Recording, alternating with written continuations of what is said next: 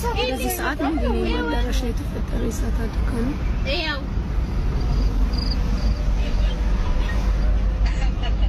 ሚሊኒየም አዳራሽ ነው።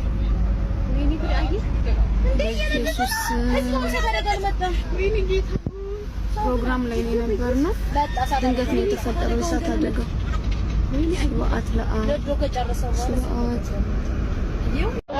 በዚህ ሰዓት እየተፈጠረ ያለውን ነገር አታምኑ። ሚሊኒየም አዳራሽ እየነደደ ነው፣ እየተቃጠለ ነው ጋይስ።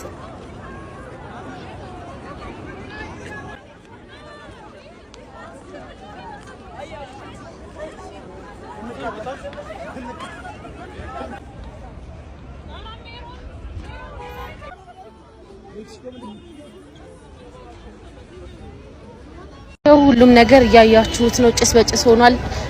ሰው እየወጣ ነው፣ እየተቃጠለ ነው። ሚሊኒየም አዳራሽ በጣም ኃይለኛ ሰዓት ነው ያለው።